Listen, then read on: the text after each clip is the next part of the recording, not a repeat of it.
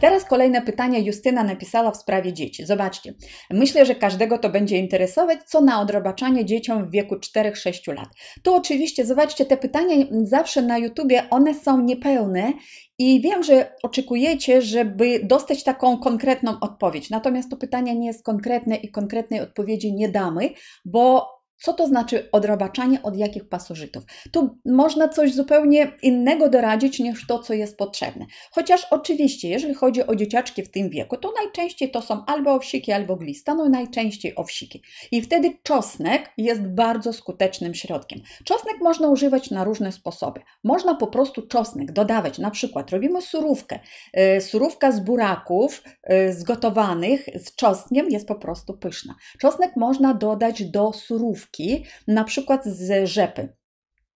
Czarna rzepa i do niej czosnek i trochę łyżka jogurtu naturalnego, to będzie pyszna surówka, a czosnek też dostanie się w postaci surowej do naszego organizmu i też będzie działał i profilaktycznie, no ale zależy też w jakich ilościach. Jak damy troszeczkę więcej, no to też działa tak bardzo mocno antypasożytniczo. Czosnek można dać do surówki z marchewki. Można wycisnąć po prostu parę ząbków czosnku do wody lub do mleka roślinnego, jeżeli to są mniejsze dzieci. Można też mleko krowie użyć, jeżeli macie dobre źródło, na takie odrobaczanie jak najbardziej, bo mleko też łagodzi ten efekt podrażniający na śluzówkę, który na delikatną śluzówkę w jelitach dziecka może okazać, ale czosnek jest bardzo skuteczny. Mleczko dyniowe.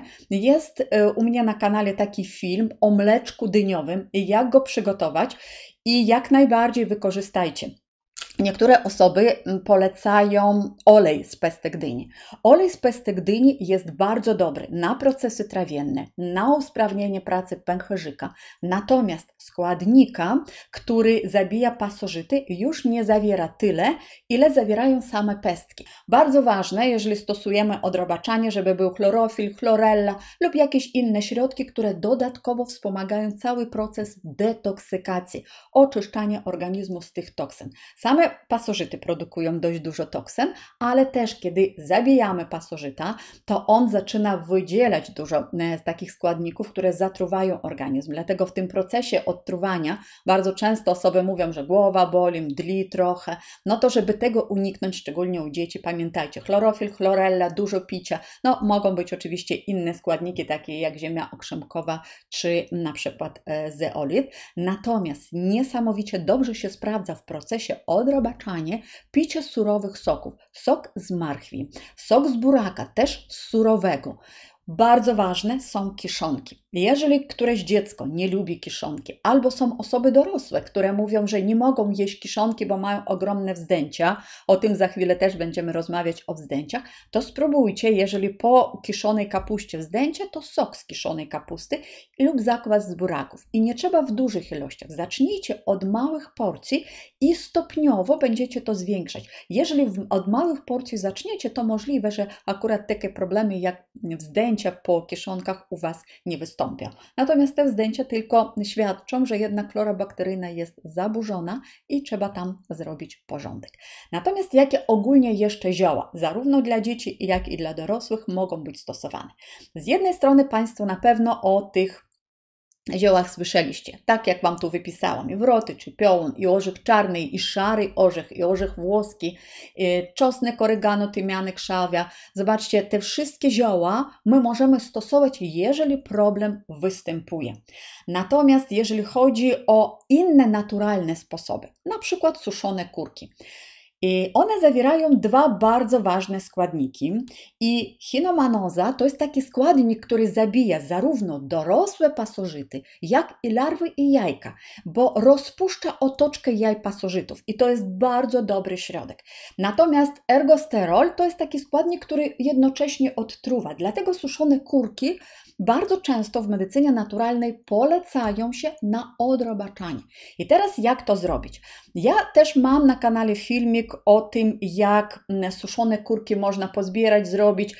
Natomiast na co trzeba zwrócić uwagę? Jeżeli Państwo znacie się na grzybach, będziecie sami kurki zbierać, bardzo ważne, że w procesie suszenia, bo to się je na surowo, trzeba je koniecznie wyozonować. Nie wystarczy obrać z ziemi, gdzieś tam trochę oczyścić lub nawet umyć.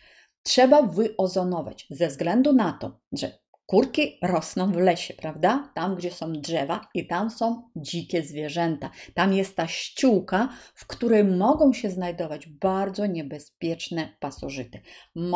Można się bąblowcem zarazić. Zamiast tego, żeby się odrobaczyć, to można się nabawić tak poważnego pasożyta. Dlatego ozonowanie przed spożywaniem takich produktów na surowo. Lub jeżeli ktoś nie ma takiej możliwości, nie zna się na grzybach, nie zbiera grzyby, nie ma możliwości wyozonowania, możecie kupić produkt gotowy. Jedynie jeżeli chodzi o produkty gotowe, to szukajcie Państwo takich suplementów diety, które już dedykowane nie jako przyprawowe kurki, tylko jako kurki na problemy z pasożytami. W czym jest różnica? Bo jeżeli chodzi właśnie o te składniki aktywne, na których nam zależy, to kurki trzeba suszyć w temperaturze nie wyższej niż 40 stopni. Jeżeli się robi przyprawa z kurków, taką, którą można dodawać, ona rzeczywiście pachnąca, natomiast ona daje zapach, daje trochę smaku, ale ona nie da tych składników aktywnych, jeżeli to jest tylko przyprawa, która się suszy tak jak w przemyśle, po prostu żeby to było szybko i tanio. Dlatego lepiej nie przyprawy wybieramy, a właśnie suplement, który dedykowany jako profilaktyka zdrowotna. Pestki dyni, jak najbardziej o tym już wspomniałam, i ziemia okrzemkowa i zeolit też możecie sobie stosować. Na zeolit chcę zwrócić uwagę. Zeolit, jeżeli Państwo wybieracie, to też suplement diety certyfikowany, a najlepiej, jeżeli to będzie nie suplement diety, tylko wyrób medyczny. Czym one się różnią? Wyrób medyczny ma trochę inne zezwolenia, a testy zupełnie inaczej jest sprawdzany i najważniejsze, że jest właśnie gwarancja, że stosujemy ten dobry produkt oczyszczony, bo zeolit to jest minerał i w zależności od tego, z jakiego źródła pochodzi, albo może być dla nas genialny, który wyprowadza też metale ciężkie, metale radioaktywne z naszego organizmu, albo niestety, jeżeli był w nieodpowiednich źródłach gdzieś tam znaleziony, gdzie jest skażony teren, to tam zeolit wciągnie w siebie te metale radioaktywne, i takiego spożywać nie chcemy. Natomiast jeżeli chodzi o zeolit, to ja mam akurat bardzo dobre źródło, gdzie kupuję. Tu macie link, to jest produkt niemiecki, ale jest dostępny rzeczywiście w Polsce, mają przedstawicielstwo, bo kiedyś w Polsce polska firma produkowała zeolit, ale niestety Sanepid zabronił, powiedział, że na liście produktów spożywczych w Polsce nie ma zeolitu.